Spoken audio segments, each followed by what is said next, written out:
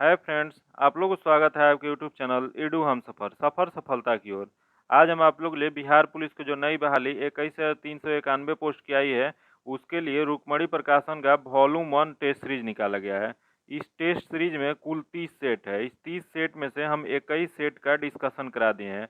आज हम आपको 22 सेट का डिस्कशन कराने वाले हैं। अगर अभी तक आप 21 तक नहीं देखे हैं तो उसके लिए हम अलग से प्लेलिस्ट बना दिए हैं, आप जाके वहां से देख सकते हैं। और इसका पीडीएफ पाने के लिए आप मेरे टेलीग्राम चैनल या व्हाट्सएप ग्रुप से जुड़ के ले सकते हैं, जो कि लिंक डिस्क्रिप्शन में या कमेंट बॉक्स में आपको मिल जाएगा। यह जो टेस्ट सीरीज है वो बिहार पुलिस का जो नया पैटर्न है 10वीं कक्षा अथवा समक्ष स्तर का, उसी पे सेट किया गया है। तो इस वजह से ये क्वेश्चन जो इसमें दिया गया है वो आपके एग्जाम के लिए बहुत लाभदायक साबित होगा। इस वजह से इसका हर क्वेश्चन इंपॉर्टेंट है। एक भी क्वेश्चन स्किप मत कीजिएगा, वीडियो अंत तक देखिएगा, ताकि इसमें जो भी क्वेश्चन दिया गया अगर आपके एग्जाम में पूछ दे तो आप बना पाएँ। आइए शुरू करते हैं आज का टेस्ट नंबर 22 नंबर। आज हम 22 नंबर का डिस्कशन करने वाले हैं।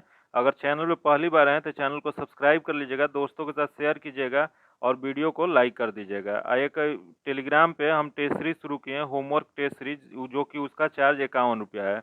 अगर उससे जुड़ना चाहते हैं तो आप मेरे व्हाट्सअप पे मैसेज कर सकते हैं या टेलीग्राम पे भी कमेंट कर सकते हैं उसमें, या वीडियो के नीचे कमेंट अपना नंबर कीजिए, उस पर आपको कांटेक्ट किया जाएगा, आप वहां से कांटेक्ट कर सकते हैं। आइए देखते हैं आज 22 नंबर का पहला क्वेश्चन। पहला क्वेश्चन थोड़ा जूम कर लेते हैं, इसको देख लेते हैं जूम करके। पहला क्वेश्चन क्या दिया गया है? पहला क्वेश्चन है, भारत में किस राज्य में समान नागरिक संहिता लागू है? बताना आपको कि किस राज्य में समान नागरिक संहिता लागू किया गया है। यह जो लागू किया गया है यह गोवा में किया गया है। इसका जो आंसर हो जाएगा डी नंबर हो जाएगा। यही क्वेश्चन पूछता कि किस राज्य में हाल ही में लागू किया जाने की बात किया गया है, तो वह जो किया गया वो उत्तराखंड में किया गया है। ये गोवा में समान नागरिक संहिता लागू किया गया। तो इस समान नागरिक संहिता जो है ये संविधान के किस अनुच्छेद में है? यह जो है भाग 4 के अनुच्छेद 36 से 51 जो होता है नीति निर्देशक तत्व में, उसमें अनुच्छेद 44 में इस समान नागरिक संहिता का संबंध है। याद रखिएगा, क्वेश्चन पूछा हुआ है कि किस अनुच्छेद से होता है, तो अनुच्छेद 44 से होता है। अगला क्वेश्चन देखते हैं, संसद के कितने सत्र होते हैं? आपको बताना है कि संसद के कुल कितने सत्र होते हैं। तो संसद में कुल सत्र जो होते हैं वो 3 होते हैं। वो कौन कौन होते हैं? तो पहला होता है बजट सत्र, अगला होता है मानसून सत्र, अगला होता है शीतकालीन सत्र। तो ये तीनों जो सत्र होते हैं सही दिया गया, तो इसका जो आंसर हो जाएगा डी नंबर हो जाएगा। यही क्वेश्चन पूछ दे कि सबसे पहले कौन सा सत्र शुरू होता है, तो बजट सत्र जो होता है ये होता है फरवरी से मई के बीच में। फिर यहाँ मानसून सत्र दिया गया, मानसून सत्र जो होता है जुलाई से सितंबर के बीच में होता है। यहाँ शीतकालीन सत्र है, शीतकालीन सत्र जो है यह जुलाई से नवंबर से दिसंबर तक होता है। एक बार फिर रिपीट कर देते हैं क्योंकि इससे क्वेश्चन पूछा गया है। ये बजट सत्र कब से कब चलता है? तो यह जो चलता है फरवरी से मई तक चलता है। अगला है मानसून सत्र, मानसून सत्र जो होता है जुलाई से सितंबर तक चलता है। ये शीतकालीन सत्र है, शीतकालीन सत्र जो होता है नवंबर से दिसंबर चलता है। ये याद रखिएगा, ये क्वेश्चन पूछा हुआ है। अगला क्वेश्चन देखते हैं, एक्स किरणें किसको पार नहीं कर सकती है? आपको बताना है कि एक्स किरणें जो है किसको पार नहीं कर सकती है। तो यह जो पार नहीं कर सकती है, इसमें जो दिया गया है, लकड़ी को पार कर सकती है, अस्थि, अस्थि जो है, अस्थि को या हड्डी उसको बोलते हैं, बोन्स, इसको पार नहीं कर सकती है। तो इसका जो आंसर हो जाएगा डी नंबर हो जाएगा।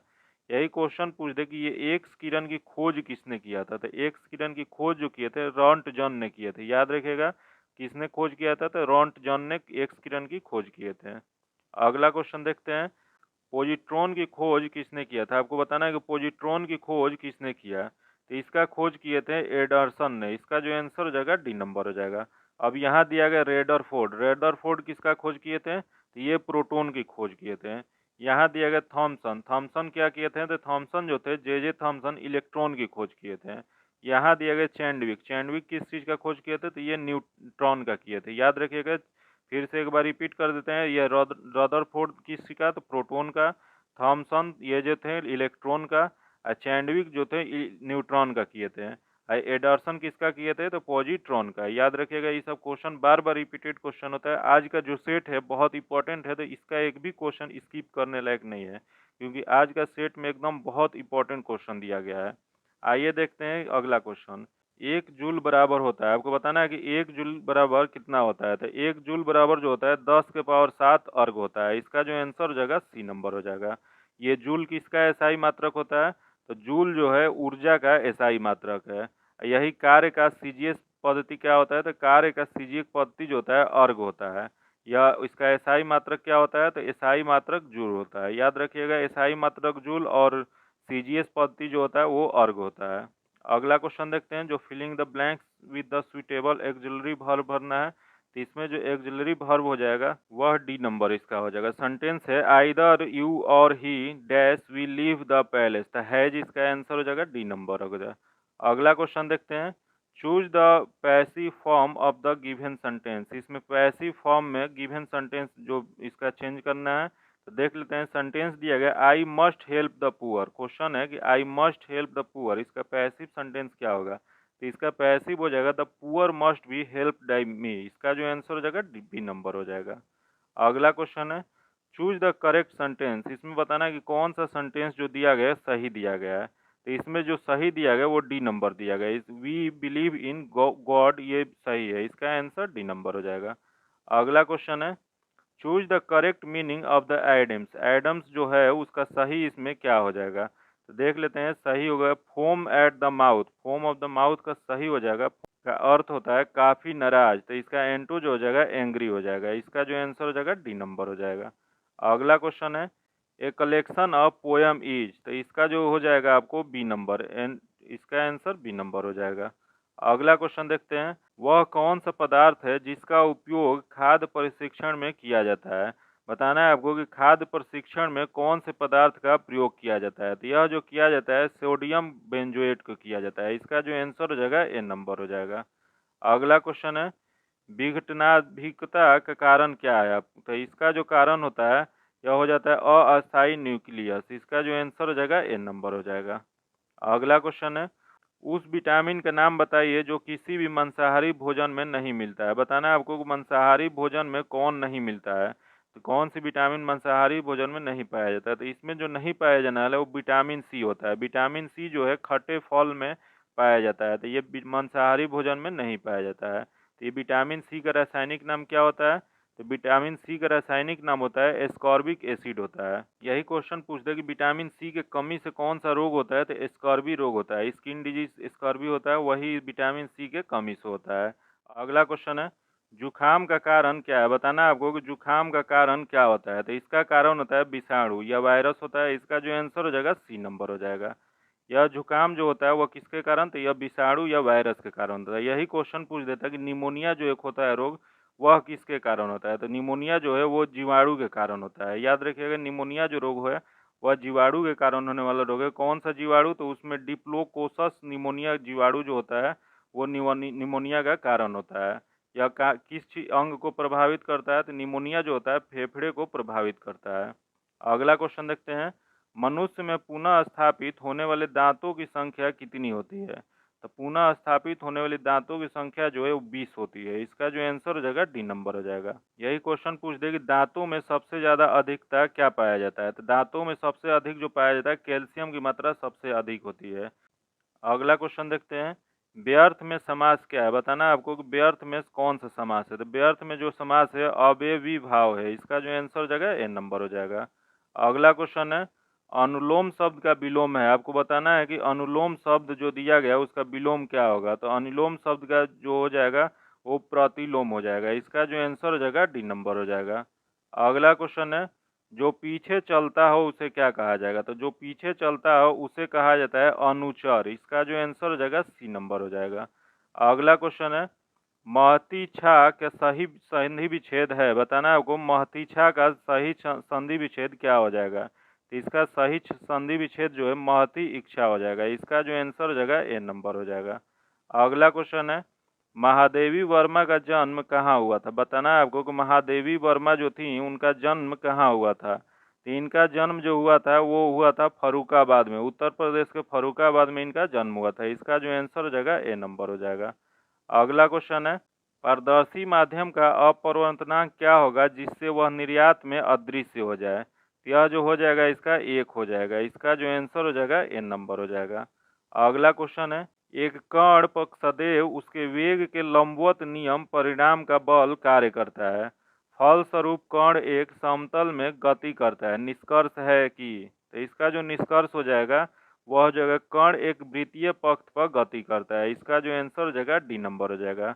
हमेशा कण के जो वृत्तीय गति में होता है तो वृत्त के केंद्र की ओर अपकेंद्रीय बल कार्य करता है। याद रखिएगा अगर कभी भी हमेशा जब होता है कण के वृत्तीय गति जो में जब होता है तो वृत्तीय के केंद्र की ओर एक जो बल लगता है उसे हम लोग अभिकेंद्रीय बल कहते हैं। अगला क्वेश्चन देखते हैं, निम्नलिखित में से सबसे अधिक संपीड़ितता किसकी होती है? सबसे अधिक संपीड़ितता जो होती है हवा की होती है। इसका जो आंसर हो जाएगा डी नंबर हो जाएगा। ये हवा का होने का कारण क्या है? तो सबसे संपीड़ित ये जो हवा है वो गैस है, तो सबसे संपीड़ितता जो होती है गैसों की होती है, क्योंकि गैसों का घनत्व जो होता है न्यूनतम होता है, अब प्रवाह जो होता है अधिक होता है। यही क्वेश्चन पूछ देता है कि इसमें सबसे कम किसका होता है। यहाँ सबसे अधिक दिया गया संपीड़ितता का, सबसे कम जो होता है वो इसका हो जाता है सॉलिड का सबसे कम होता है, लेकिन यहाँ गैस का सबसे अधिक होता है। तो यहाँ गैस में हवा है तो इस वजह से इसका आंसर डी नंबर हो जाएगा। अगला क्वेश्चन देखते हैं, एक मनुष्य 2 मीटर लंबा है, उसे अपने पूरा प्रतिबिंब देखने के लिए निम्नलिखित में से किस न्यूनतम ऊंचाई की समतल दर्पण आवश्यकता होगी? यह जो आवश्यकता होगी 1 मीटर की आवश्यकता होगी। इसका आंसर जो हो जाएगा सी नंबर हो जाएगा। ये 1 मीटर की आवश्यकता होगी। तो समतल दर्पण में पूरा प्रतिबिंब देखने के लिए समतल दर्पण का आकार वस्तु के आकार का आधा होना चाहिए। ये फिर से एक बार रिपीट कर देते हैं, समतल दर्पण में पूरा प्रतिबिंब देखने के लिए समतल दर्पण का आकार जो है वस्तु के आकार का आधा होना चाहिए, तभी वो उसमें दिखाई देगा। इसका जो आंसर हो जाएगा सी नंबर हो जाएगा। तो यहाँ 2 मीटर लंबा था तो इस वजह से यहाँ 1 मीटर यूज होगा। अगला क्वेश्चन देखते हैं, कांच के उत्तल लेंस को पानी में डुबाने पर उसकी फोकस दूरी और प्रकृति कैसी होगी? तो यह जो फोकस दूरी और प्रकृति जो हो जाएगा अधिक फोकस दूरी और उत्तल लेंस जैसा हो जाएगा। इसका जो आंसर हो जाएगा बी नंबर हो जाएगा। अगला क्वेश्चन देखते हैं 26 नंबर, सूर्य का द्रव्यमान है, बताना है आपको कि सूर्य का द्रव्यमान कितना होता है। तो सूर्य का द्रव्यमान जो होता है 10 के पावर 29 टन होता है। इसका आंसर जो हो जाएगा ए नंबर हो जाएगा। यही क्वेश्चन पूछ दिया होता है कि सूर्य का सतही क्षेत्रफल कितना होता है। तो सूर्य का सतही क्षेत्रफल जो होता है 6.09 इंटू 10 के पावर 12 वर्ग किलोमीटर होता है। याद रखिएगा कितना होता है, तो 6.09 इंटू 10 to the power 12 वर्ग किलोमीटर होता है। 6.09 गुने 10 के पावर 12 वर्ग किलोमीटर होता है। अगला क्वेश्चन देखते हैं, एक उत्तल लेंस और एक अवतल लेंस आपको दिया गया है जिसकी शक्ति अज्ञात है, किस लेंस की शक्ति अधिक होगी? आपको बताना है कि आपके पास अगर उत्तल लेंस एक है और अवतल लेंस है, दोनों लेंस है जिसकी शक्ति के पता नहीं है, तो उसमें किसकी शक्ति सबसे अधिक होगी? तो सबसे अधिक जो शक्ति होगा वह हमेशा उत्तल लेंस का होगा। इसका जो आंसर हो जाएगा ए नंबर हो जाएगा। अगला क्वेश्चन देखते हैं, एम द्रव्यमान के एक गोले का पलायन वेग होगा, बताना है कि एम द्रव्यमान के एक कोई गोला है उसका पलायन वेग क्या होगा। तो इसका जो पलायन वेग हो जाएगा वह √2gm/r हो जाएगा। इसका जो आंसर हो जाएगा बी नंबर हो जाएगा। यही क्वेश्चन पूछ देता है कि पृथ्वी का पलायन वेग कितना है। तो पृथ्वी का पलायन वेग जो होता है 11.2 किलोमीटर पर सेकेंड होता है। याद रखिएगा 1.2 किलोमीटर पर सेकेंड किसका पलायन वेग होता है? यह पृथ्वी का होता है। यही क्वेश्चन पूछ देता है कि चंद्रमा का पलायन वेग कितना होता है। तो चंद्रमा का पलायन वेग होता है 2.35 किलोमीटर पर सेकेंड। याद रखिएगा कितना होता है चंद्रमा का, तो 2.35 किलोमीटर पर सेकेंड। यह पलायन वेग होता क्या है? तो पलायन वेग जो है यह न्यूनतम वेग जिससे किसी वस्तु को किसी ग्रह के सतह से फेंकने पर वह वस्तु वापस लौटकर उस ग्रह में नहीं आता है। अर्थात इसका मतलब ये हुआ कि गुरुत्वाकर्षण क्षेत्र से बाहर चला जाना, उसी को हम लोग पलायन वेग कहते हैं। अगला क्वेश्चन देखते हैं, साधारण ढोलक की आवृत्ति एफ हर्ज है, 2 मिनट में ढोलक दोलन करेगा। तो यह जो दोलन करेगा यह 120 एफ बार करेगा। इसका जो आंसर हो जाएगा डी नंबर हो जाएगा। यह आवृत्ति क्या होता है? तो आवृत्ति प्रति सेकंड किए गए दोलन की संख्या को कहते हैं। याद रखिएगा आवृत्ति किसे कहा जाता है? तो प्रति सेकंड किए गए दोलन की संख्या को आवृत्ति कहा जाता है। इसका जो आंसर हो जाएगा डी नंबर हो जाएगा। अगला क्वेश्चन है, माल्थस सिद्धांत के मामले में यदि मजदूरी बढ़ती है तब इसका परिणाम क्या होगा? तो इसका परिणाम जो हो जाएगा जनसंख्या में वृद्धि करेगा। इसका जो आंसर हो जाएगा सी नंबर हो जाएगा। अगला क्वेश्चन देखते हैं जो कि मैथ्स और रीजनिंग का क्वेश्चन है, इसको स्किप करेंगे। इसका जो आंसर है वो आपको पीडीएफ में मिल जाएगा, उसके लिए आप टेलीग्राम या व्हाट्सएप ग्रुप से मेरे जुड़ के ले सकते हैं। आइए देखते हैं अब फिर अगला क्वेश्चन जीके जीएस का। जीके जीएस जो क्वेश्चन है 41 नंबर से फिर है, इसका 41 नंबर क्वेश्चन देखते हैं, फारसी साप्ताहिक मीरात उल अखबार किसने प्रकाशित किया? बताना है आपको कि मीरात उल अखबार जो है इसका संपादन किसने किया था या प्रकाशित किसने किया था? ये किए थे राजा राम मोहन राय ने। इसका जो आंसर हो जाएगा बी नंबर हो जाएगा। ये राजा राम मोहन राय जो थे ये प्रथम भारतीय थे जिन्होंने सर्वप्रथम राष्ट्रीय प्रेस की स्थापना का श्रेय दिया जाता है। इन्होंने 1821 में एक साप्ताहिक पत्र निकाले थे जिसका नाम था संवाद कौमुदी, और वही 1822 में फारसी पत्र निकाले थे मिरात उल अखबार। याद रखिएगा, ये जो निकाले थे 1822 में निकाले थे, लेकिन उससे पहले 1821 में एक संवाद कौमुदी नामक साप्ताहिक पत्रिका निकाले थे। वही क्वेश्चन पूछ दे कि ये भारत में पत्रकारिता के जनक किसे कहा जाता है, तो भारत में पत्रकारिता के जनक इन्हें ही कहा जाता है, राजा राम मोहन राय को। फिर यही क्वेश्चन पूछ दे कि भारत में समाचार पत्रों के जनक किसे कहा जाता है, तो समाचार पत्र का जनक जो कहा जाता है J.M. हिकी को कहा जाता है, जो कि बंगाल गजट के नाम से निकाले थे। तरलता जाल की अवधारणा किसने विकसित की थी? यह जो विकसित किए थे यह किन्स ने किए थे। इसका जो आंसर हो जाएगा बी नंबर हो जाएगा। अगला क्वेश्चन है, हिंदू महासभा के संस्थापक कौन थे? आपको बताना है कि हिंदू महासभा जो है उसके संस्थापक कौन थे। तो इसके संस्थापक जो थे मदन मोहन मालवीय थे। इसका जो आंसर हो जाएगा बी नंबर हो जाएगा। अगला क्वेश्चन है, राष्ट्र संघ के सचिवालय का मुख्यालय किस नगर में स्थापित किया गया? तो यह जो स्थापित किया गया यह जिनेवा में किया गया। इसका जो आंसर हो जाएगा सी नंबर हो जाएगा। ये राष्ट्र संघ के संस्थापक कौन थे? तो इसके संस्थापक या जनक कहा जाता है वुडरो विल्सन को। याद रखिएगा, राष्ट्र संघ के संस्थापक या जनक किसे कहा जाता है? तो वुडरो विल्सन को कहा जाता है। इसका जो आंसर हो जाएगा सी नंबर हो जाएगा। अगला क्वेश्चन है, अवध के संस्थापक कौन थे? आपको बताना है कि अवध की स्थापना किसने किया था? तो यह जो किए थे शहादत खान ने किए थे। इसका जो आंसर हो जाएगा बी नंबर हो जाएगा। यही क्वेश्चन पूछ दे कि किसने अवध को कुशासन के आधार पर अंग्रेजी राज में मिला लिया? तो यह जो मिला लिए थे लॉर्ड डलहौजी ने मिलाया था। ये कब मिलाए थे? तो 1856 में। याद रखिएगा, 1856 में कुशासन का प्रभाव लगाकर लॉर्ड डलहौजी ने अवध को अंग्रेजी राज में मिला लिए थे। यही क्वेश्चन पूछ दे कि उस समय अवध के नवाब कौन थे? तो उस समय अवध के नवाब जो थे वाजिद अली शाह थे। यही क्वेश्चन पूछ दे कि उस समय अवध राज्य की राजधानी कहाँ थी? तो अवध राज्य की राजधानी जो था वह लखनऊ था। अगला क्वेश्चन देखते हैं, ICS परीक्षा एक साथ इंग्लैंड और भारत में कब लेना आरंभ हुआ था? यह जो आरंभ हुआ था 1922 में हुआ था। इसका जो आंसर हो जाएगा बी नंबर हो जाएगा। यही क्वेश्चन पूछ दे कि ICS परीक्षा भारत में सर्वप्रथम कहाँ आयोजन किया गया था? तो इलाहाबाद के आनंद भवन में पहली बार किया गया था। यही क्वेश्चन एक और पूछ दे कि यूपीएससी की स्थापना किस के सिफारिश पर किया गया था? तो ली आयोग की सिफारिश पर यूपीएससी की स्थापना किया गया था 1 अक्टूबर 1926 को। अगला क्वेश्चन देखते हैं, इनमें से किस गवर्नर जनरल ने भारत में सिविल सर्विस की स्वीकृति दिलाई जो कि 1861 के बाद में भारतीय सिविल सर्विस के नाम से जाना जाने लगा? यह जो दिलवाई थी यह कॉर्नवालिस ने दिए थे। इसका जो आंसर हो जाएगा सी नंबर हो जाएगा।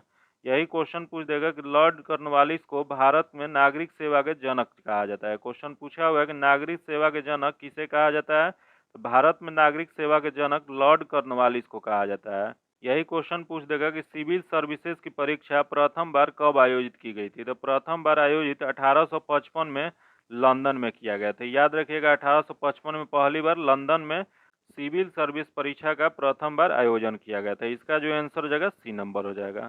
अगला क्वेश्चन है, लेटेराइट मिट्टी कहाँ पाई जाती है? आपको बताना है कि लेटेराइट मिट्टी जो है कहाँ पाई जाती है। यह जो मिट्टी पाई जाती है वो आर्द्र तथा शुष्क जलवायु वाले उष्णकटिबंधीय क्षेत्र में पाया जाता है। इसका जो आंसर हो जाएगा बी नंबर हो जाएगा।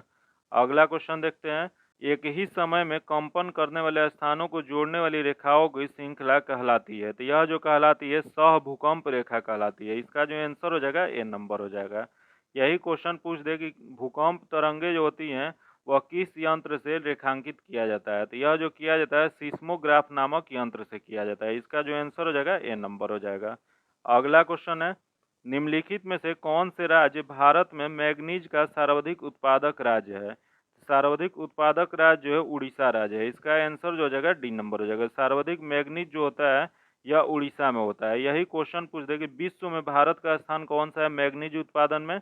तो वह जो है तीसरा स्थान है। याद रखिएगा, मैग्नीज उत्पादन में विश्व में भारत का स्थान जो है तीसरा है। और प्रथम राज्य कौन सा है भारत में? तो वह उड़ीसा राज्य है। वही बॉक्साइट का उत्पादन भी जो है सर्वाधिक उड़ीसा में ही होता है। याद रखिएगा, बॉक्साइट उत्पादन सर्वाधिक कहाँ होता है? तो ये भारत के उड़ीसा में होता है। यही विश्व में अगर क्वेश्चन पूछ दे कि बॉक्साइट कहाँ उत्पादन होता है, तो सर्वाधिक ऑस्ट्रेलिया में होता है। अगला क्वेश्चन देखते हैं, निम्नलिखित में से कौन सी दक्षिण भारत की सबसे ऊंची चोटी है? बताना है आपको कि दक्षिण भारत की सबसे ऊंची चोटी कौन सी है। तो दक्षिण भारत की सबसे ऊंची चोटी जो है अनाईमुडी है। इसका जो आंसर हो जाएगा ए नंबर हो जाएगा।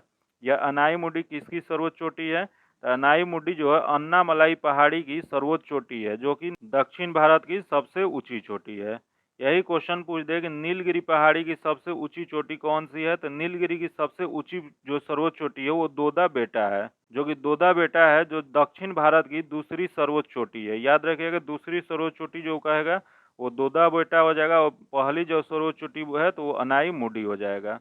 अगला क्वेश्चन देखते हैं, कोंकण रेलवे किस पर्वत श्रेणी से होकर गुजरती है? आपको बताना है कोंकण रेलवे जो है किस पर्वत श्रेणी से होकर गुजरती है। यह जो गुजरती है वेस्टर्न घाट से गुजरती है। इसका जो आंसर हो जाएगा ए नंबर हो जाएगा। ये कोंकण रेलवे जो है इसकी लंबाई कितनी है? तो लगभग 760 किलोमीटर है। याद रखिएगा, इसकी लंबाई पूछा हुआ है कितना है, तो 760 किलोमीटर लंबा रेल मार्ग है। यह रेल मार्ग कहाँ से कहाँ जोड़ता है? तो यह रेल मार्ग जो है रोहा से मंगलौर तक यह जाता है। याद रखिएगा, रोहा से मंगलौर तक यह 760 किलोमीटर की दूरी कवर करता है कोंकण रेलवे। कोंकण रेलवे का प्रारंभ कब हुआ था बनाना? तो यह शुरू हुआ था 15 सितंबर 1990 को, जो कि जनवरी 1998 में पूर्ण रूप से बन गया था। अगला क्वेश्चन देखते हैं, कपास की काली मिट्टी को क्या कहा जाता है? बताना है आपको कि कपास की काली मिट्टी को किस नाम से जानते हैं। तो इसे हम लोग जानते हैं रेगुर मिट्टी से। इसका जो आंसर हो जाएगा बी नंबर हो जाएगा। यही क्वेश्चन पूछ देगा कि कपास की काली मिट्टी जो है इसे या रेगुर मिट्टी को रूस में किस नाम से जानते हैं। तो इसे रूस में चारनेजो मिट्टी के नाम से जाना जाता है। याद रखिएगा, चारनेजो मिट्टी कहाँ जाना जाता है? तो रेगुर मिट्टी को रूस में जाना जाता है। वही क्वेश्चन पूछ दे कि सर्वाधिक काली मिट्टी भारत में किस राज्य में पाई जाती है? तो यह महाराष्ट्र एवं गुजरात में सबसे अधिक पाई जाती है। यह किससे निर्मित होती है? तो यह जो निर्मित होती है बेसाल्ट चट्टान के लावा से निर्मित यह चट्टान है। यह किससे निर्मित होती है? तो यह बेसाल्ट चट्टान के लावा से निर्मित मिट्टी है। इसका आंसर जो हो जाएगा बी नंबर हो जाएगा। अगला क्वेश्चन देखते हैं, 2021-22 में विश्व का तीसरा सबसे बड़ा मछली उत्पादक देश कौन सा है? तो तीसरा सबसे बड़ा मछली उत्पादक जो देश है वह हो जाएगा आपको भारत हो जाएगा। इसका जो आंसर हो जाएगा सी नंबर हो जाएगा। अगला क्वेश्चन देखते हैं, दक्षिण भारत में सर्वाधिक गन्ना उत्पादक राज्य कौन सा है? बताना है कि दक्षिण भारत में सबसे ज्यादा गन्ना कहाँ उपज होता है। यह जो उपज होता है वो महाराष्ट्र में होता है। इसका जो आंसर हो जाएगा सी नंबर हो जाएगा। यही क्वेश्चन पूछ देगा कि पूरे भारत में सबसे ज्यादा गन्ना कहाँ उत्पादन होता है। तो पूरे भारत में उत्तर प्रदेश में सर्वाधिक गन्ना का उत्पादन होता है। गन्ना का मिल या चीनी मिल जो है सर्वाधिक किस राज्य में है? तो सर्वाधिक जो है वो महाराष्ट्र में है। इसका जो आंसर हो जाएगा सी नंबर हो जाएगा। अगला क्वेश्चन है, निम्नलिखित में से कौन कृषि आधारित उद्योग नहीं है? इसमें बताना है कृषि आधारित उद्योग इनमें से कौन सा नहीं है। तो देख लेते हैं, पहला दिया गया सूती वस्त्र उद्योग, जो कि ये कृषि पे आधारित है। अगला है चीनी उद्योग, ये भी कृषि पे आधारित है। सीमेंट उद्योग दिया गया है अगला, जो कि यह कृषि पे आधारित नहीं है। तो इसमें जो आंसर चूज करना था यही चूज करना था कि कौन नहीं है। तो इसका जो आंसर हो जाएगा वो सी नंबर हो जाएगा। यह सीमेंट उद्योग जो होता है अस्थायी कच्चा माल पर आधारित उद्योग होता है, ना कि ये कृषि पे होता है। तो इसका जो आंसर हो जाएगा सी नंबर हो जाएगा। यही क्वेश्चन पूछ दे कि सबसे सीमेंट उत्पादन भारत में कौन सा राज्य है। तो सबसे ज्यादा जो उत्पादन करता है राजस्थान राज्य करता है, जो कि प्रथम स्थान प्राप्त किसको है? तो राजस्थान को। इसका आंसर सी नंबर हो जाएगा। अगला क्वेश्चन है, भारतीय जलवायु का क्या विशेषता है? आपको बताना है कि भारतीय जलवायु की विशेषता इनमें से क्या है। तो देख लेते हैं इसमें क्या विशेषता है। तो पहला दिया गया जाड़ा और गर्मी की दो स्पष्ट ऋतुओं का होना, जो कि सही है। अगला है वर्षा का मुख्य रूप से ग्रीष्म ऋतु में होना, यह भी सही दिया गया है। अगला दिया गया जलवायु का मौसमी हवाओं में प्रभावित होना, यह भी सही दिया गया। तो इनमें सभी, इसका जो आंसर हो जाएगा डी नंबर हो जाएगा। अगला क्वेश्चन देखते हैं, जब सकल निवेश शून्य हो जाता है तो निम्न में से कौन सी राष्ट्रीय आय को शून्य होने से रोकता है। यह जो रोकता है वह उपभोक्ता रोकता है। इसका जो आंसर हो जाएगा सी नंबर हो जाएगा। अगला क्वेश्चन है, भारत में वर्तमान में ऊर्जा का सौर प्रमुख स्रोत क्या है? आपको बताना है कि वर्तमान में ऊर्जा का सौर प्रमुख स्रोत इनमें से क्या है। तो इनमें सौर प्रमुख जो है देख लेते हैं, सौर ऊर्जा जो नहीं है अभी पन बिजली योजना ये भी नहीं। सौर प्रमुख जो है वो तापीय ऊर्जा है। इसका जो आंसर हो जाएगा सी नंबर हो जाएगा। भारत में लगभग तापीय ऊर्जा जो है 63% प्रयोग किया जाता है। याद रखिएगा कितना परसेंट, तो 63% तापीय ऊर्जा का प्रमुख है। तो इस वजह से इसका जो आंसर हो जाएगा सी नंबर हो जाएगा। अगला क्वेश्चन है, यकृत डैश कार्य करता है। आपको बताना है यकृत क्या कार्य करता है। तो यह जो कार्य करता है वो पाचन का कार्य करता है। इसका जो आंसर हो जाएगा डी नंबर हो जाएगा। यही क्वेश्चन पूछ दे कि मानव शरीर का सबसे बड़ी ग्रंथि कौन सा है। तो मानव शरीर का सबसे बड़ी ग्रंथि जो है यकृत ही है। याद रखिएगा, मानव क्वेश्चन पूछा हुआ है कि मानव शरीर का सबसे बड़ी ग्रंथि, तो मानव शरीर का सबसे बड़ी ग्रंथि जो है वो यकृत है। जो कि यह इसका कार्य क्या होता है, तो यह कार्य होता है इसका खाना को पाचन करना। फिर यही क्वेश्चन पूछ दे कि यकृत द्वारा पित्त स्रावित होता है। याद रखिएगा, क्वेश्चन पूछ देगा कि पित्त किसके द्वारा स्रावित होता है। तो यह जो स्रावित होता है यकृत के द्वारा ही होता है। जो कि पित्त जो होता है रस वसा का पायसीकरण करता है। याद रखिएगा, पित्त रस जो होता है वसा का पायसीकरण करता है। याद रखिएगा, इस क्वेश्चन पूछा हुआ है तो इसका आंसर डी नंबर हो जाएगा। अगला क्वेश्चन है, कोप इंडिया 2023 वायु अभ्यास में किन देशों ने भाग लिया है। बताना आपको, कोप इंडिया 2023 वायु अभ्यास जो हुआ है इसमें कौन कौन देश भाग लिया है। तो इसमें लिया है भारत, संयुक्त राज्य अमेरिका। इसका जो आंसर हो जाएगा सी नंबर हो जाएगा। अगला क्वेश्चन देखते हैं, निम्नलिखित में से क्या स्वच्छ ईंधन का गुण है। इसमें बताना है स्वच्छ ईंधन का गुण इसमें क्या है। तो देख लेते हैं, पहला दिया गया प्रदूषण मुक्त, जो कि सही दिया गया है। इसका जो आंसर हो जाएगा ए नंबर हो जाएगा। यह स्वच्छ ईंधन का गुण यही होता है कि वह प्रदूषण मुक्त हो। इसका जो आंसर हो जाएगा ए नंबर हो जाएगा। अगला क्वेश्चन है, भारतीय दूरसंचार नियामक प्राधिकरण का मुख्यालय किस शहर में है। यह जो स्थित है नई दिल्ली में है। इसका जो आंसर हो जाएगा बी नंबर हो जाएगा। अब जान लेते हैं कि ट्राई का पूर्ण रूप क्या होता है। तो ट्राई का पूर्ण रूप होता है telecom regulatory authority of India.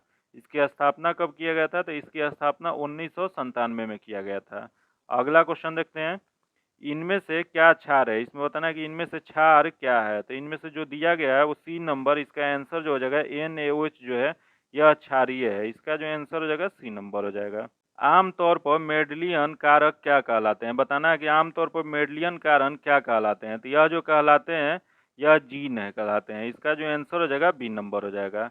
यही क्वेश्चन पूछ देगा कि जीन शब्द का सर्वप्रथम प्रयोग किसने किया था।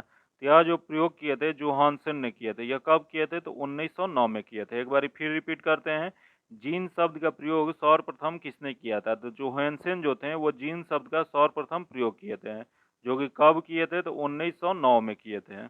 अगला क्वेश्चन देखते हैं, कांडला निम्नलिखित में से किसके लिए प्रसिद्ध है। आपको बताना है कांडला जो है वो किसके लिए प्रसिद्ध है। तो यह जो प्रसिद्ध है निर्यात प्रसंस्करण क्षेत्र के लिए। इसका जो आंसर हो जाएगा सी नंबर हो जाएगा।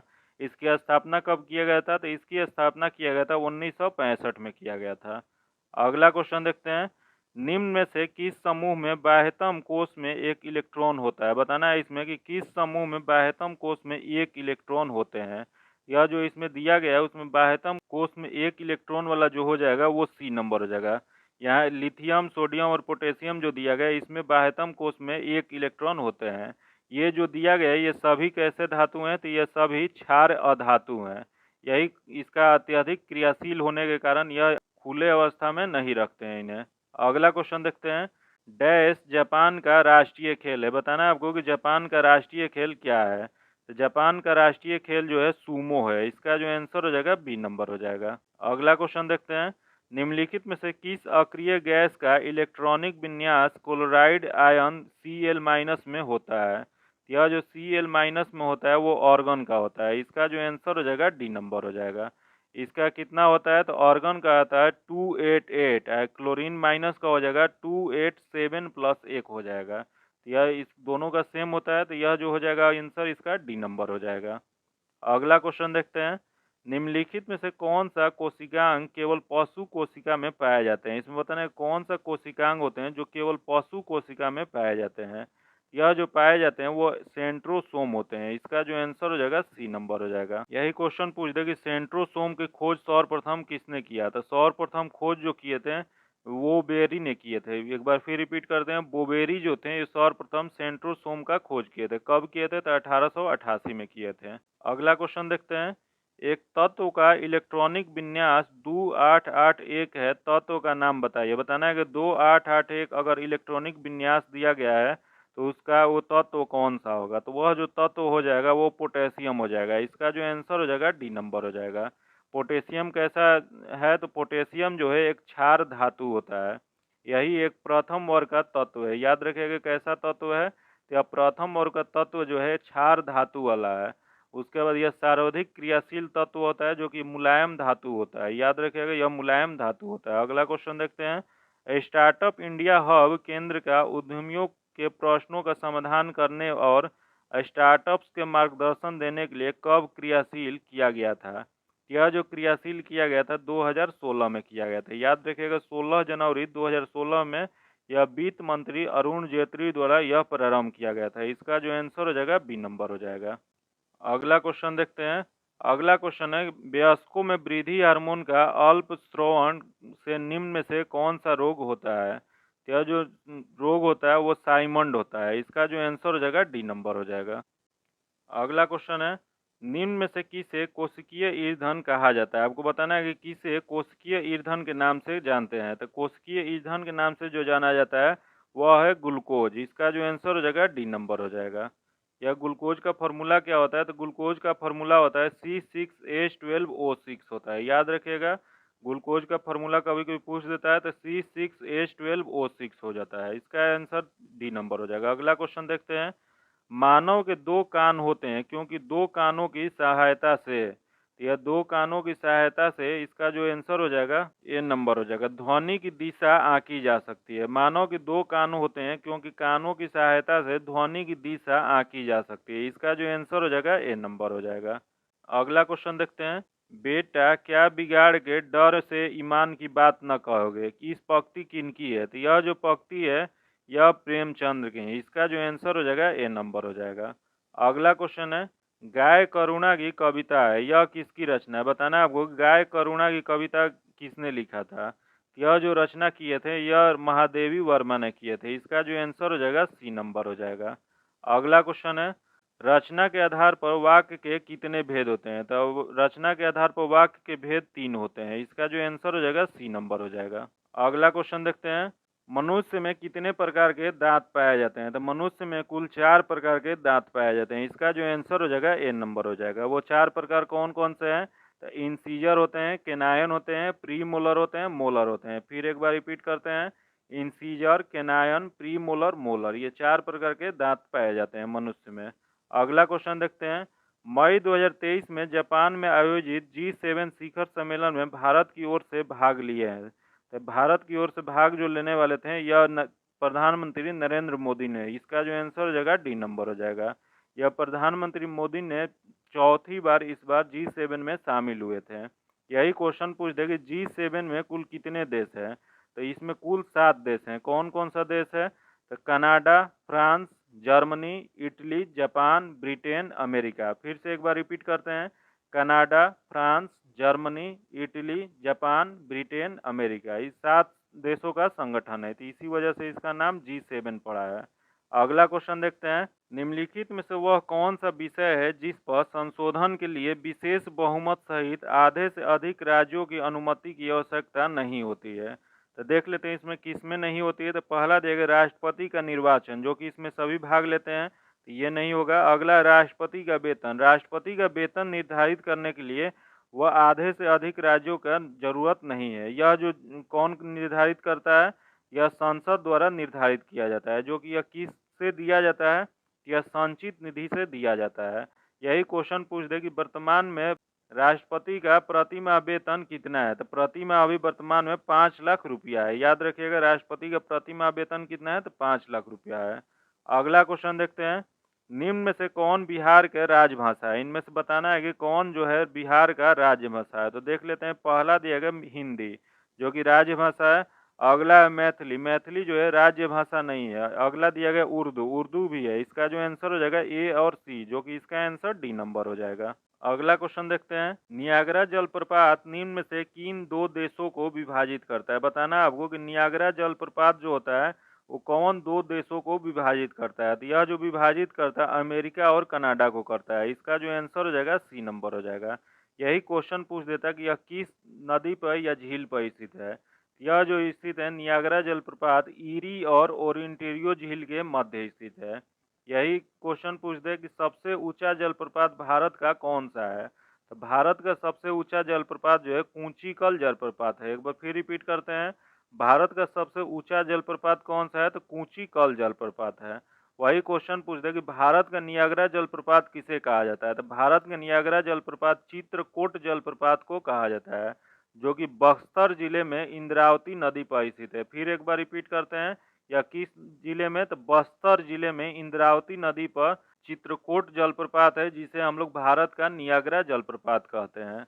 अगला क्वेश्चन देखते हैं, निम्न कथनों पर विचार करें। यहाँ जो कथन दिया गया है उस पर विचार करना है, तो देख लेते हैं। पहला दिया गया बिहार विधानसभा राज्य का निम्न सदन है, जो कि गलत दिया गया है। अगला दिया गया बिहार विधानसभा के सदस्य संख्या 75 है, जो कि सही है। अगला बिहार विधानसभा के प्रथम सभापति राजीव रंजन प्रसाद सिन्हा थे, ये भी सही दिया गया है। तो उपयुक्त कथनों में से कथन सत्य का चयन करना है। तो इसमें जो सही कथन दिया गया वो 2 और 3 दिया गया, तो इसका जो आंसर हो जाएगा बी नंबर हो जाएगा। ये 2 और 3 इस बी में दिया गया, तो इसका आंसर बी नंबर हो जाएगा। अगला क्वेश्चन है, गौतम बुद्ध को ब्रह्म ज्ञान प्राप्त हुआ था, तो बताना है कि गौतम बुद्ध को ब्रह्म ज्ञान कहाँ प्राप्त हुआ था। तो यह जो ज्ञान प्राप्त हुआ था पीपल वृक्ष के नीचे हुआ था, इसका जो आंसर हो जाएगा बी नंबर हो जाएगा। यही क्वेश्चन पूछ रहा है किस नदी के किनारे, तो निरंजना नदी या फल्गु नदी के तट पर यह ज्ञान की प्राप्ति हुआ था। यह किस दिन प्राप्ति हुआ था, तो पूर्णिमा के दिन प्राप्ति हुआ था। अगला क्वेश्चन देखते हैं, पंचायती राज को लागू करने वाला भारत का प्रथम प्रांत निम्न में से कौन सा है। तो यह भारत का प्रथम जो है वो राजस्थान है, इसका जो आंसर हो जाएगा बी नंबर हो जाएगा। यही क्वेश्चन पूछता है कि पूर्णतः राज्य में लागू करने वाला कौन सा राज्य है। यह लागू करने वाला आंध्र प्रदेश था। याद रखिएगा, क्वेश्चन पूछा हुआ था, इस वजह से इसका याद करना जरूरी है। आंध्र प्रदेश प्रथम राज्य था जो कि पूर्णतः संपूर्ण राज्य में पंचायती राज प्रणाली लागू किया था।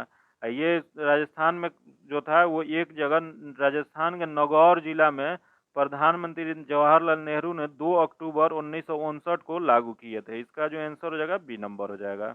अगला क्वेश्चन है, अमीर खुसरो का जन्म हुआ था, आपको बताना है कि अमीर खुसरो का जन्म कहाँ हुआ था। तो अमीर खुसरो का जन्म जो हुआ था ये पटियाली, जो कि उत्तर प्रदेश में पड़ता है, वहाँ हुआ था। इसका जो आंसर हो जाएगा डी नंबर हो जाएगा। अगला क्वेश्चन देखते हैं, किसी निर्वाचन के दौरान किसी राजनीतिक दल के उम्मीदवारों की मृत्यु के कितने दिन के अंदर दूसरा प्रत्याशी खड़ा किया जाना चाहिए। यह जो खड़ा किया जाना चाहिए वो 7 दिन के अंदर। इसका जो आंसर हो जाएगा सी नंबर हो जाएगा। अगला क्वेश्चन देखते हैं, मई 2023 में किस राज्य में प्रधानमंत्री जन धन योजना के 100% कवरेज को प्राप्त किया है। तो यह जो प्राप्त किया है वह किया है तेलंगाना में। इसका जो आंसर हो जाएगा बी नंबर हो जाएगा। अगला क्वेश्चन देखते हैं, निम्न में से कौन बीसीसीआई के अध्यक्ष हैं। बताना है कि बीसीसीआई के अध्यक्ष कौन बने हैं। यह जो बने हैं रोजर बिन्नी बने हैं। इसका जो आंसर हो जाएगा सी नंबर हो जाएगा। अगला क्वेश्चन है, भारत के प्रथम तुर्क आक्रमणकर्ता कौन थे। तो भारत में प्रथम तुर्क आक्रमणकर्ता जो थे वह इनमें से कोई नहीं, यहाँ जो दिया गया है इसमें से कोई नहीं थे। तो जान लेते हैं सर्वप्रथम किसने आक्रमण किया था। तो मोहम्मद बिन कासिम जो था प्रथम तुर्क आक्रमण किए थे, जो कि यह कब किए थे, तो 712 में सिंध पर विजय प्राप्त ये पहली बार किए थे। इसका जो आंसर हो जाएगा डी नंबर हो जाएगा। अगला क्वेश्चन देखते हैं, कला अनुसार क्रम जिसके अंतर्गत 3 वंशों ने भारत पर शासन किया। इसमें बताना है कि कौन सा है जो कि 3 वंश शासन किए थे। तो इसका जो हो जाएगा गुलाम खिलजी, उसके बाद तुगलक। इसका जो आंसर हो जाएगा ए नंबर हो जाएगा। यह गुलाम कब से कब किए थे, तो गुलाम जो शासन किए थे 1206 से 1290 तक किए थे। यहाँ दिया गया खिलजी, खिलजी कब किए थे, तो 1290 से 1320 तक। यहाँ तुगलक, तुगलक कब से कब किए थे, तो ये 1320 से 1414 में किए थे। यही इसका आंसर जो हो जाएगा ए नंबर हो जाएगा। अगला क्वेश्चन है, मैग्ना कार्टा पर कब साइन किया गया था। बताना है आपको कि मैग्ना कार्टा पर कब साइन किया गया था। यह जो साइन किया गया था 1215 में किया गया था। इसका जो आंसर हो जाएगा सी नंबर हो जाएगा। अगला क्वेश्चन है, द्वितीय विश्व युद्ध कब शुरू और समाप्त हुआ था। बताना है कि कब शुरू हुआ और कब समाप्त हुआ दूसरा विश्व युद्ध। यह जो शुरुआत हुआ था यह 1939 में हुआ था और समाप्त हुआ था 1945 में। तो इसका जो आंसर हो जाएगा डी नंबर हो जाएगा। अगला क्वेश्चन है, भारत में पीली क्रांति का संबंध है। बताना आपको भारत में पीली क्रांति का संबंध किससे है। तो पीली क्रांति का संबंध जो है तिलहन के उत्पादन से है। इसका जो आंसर हो जाएगा बी नंबर हो जाएगा। अगला क्वेश्चन है जो कि इंग्लिश का क्वेश्चन है, इसका आंसर बता दे रहे हैं। अगर अभी तक वीडियो को लाइक नहीं किए तो लाइक कर दीजिएगा और चैनल को सब्सक्राइब कर लीजिएगा। बगल में बेल आइकन है जिसको जरूर दबा लीजिएगा ताकि जब भी हम वीडियो डालें तो आपको नोटिफिकेशन प्राप्त हो, और दोस्तों के साथ शेयर कीजिएगा। आइए देखते हैं 96 नंबर। 96 का आंसर जो हो जाएगा बी नंबर हो जाएगा। अगला क्वेश्चन देखते हैं 97 नंबर। 97 का आंसर जो हो जाएगा यह सी नंबर हो जाएगा। अगला क्वेश्चन है 98 नंबर। 98 का आंसर जो हो जाएगा यह ए सी नंबर हो जाएगा। अगला क्वेश्चन है 99 नंबर। 99 का आंसर जो हो जाएगा ए नंबर हो जाएगा। अगला क्वेश्चन है 100 नंबर। 100 का आंसर जो हो जाएगा बी नंबर हो जाएगा। चैनल को सब्सक्राइब कर लीजिएगा, दोस्तों के साथ शेयर कीजिएगा और वीडियो को लाइक कर दीजिएगा। फिर मिलते हैं आपसे अगले वीडियो में, तब तक के लिए धन्यवाद। जय हिंद।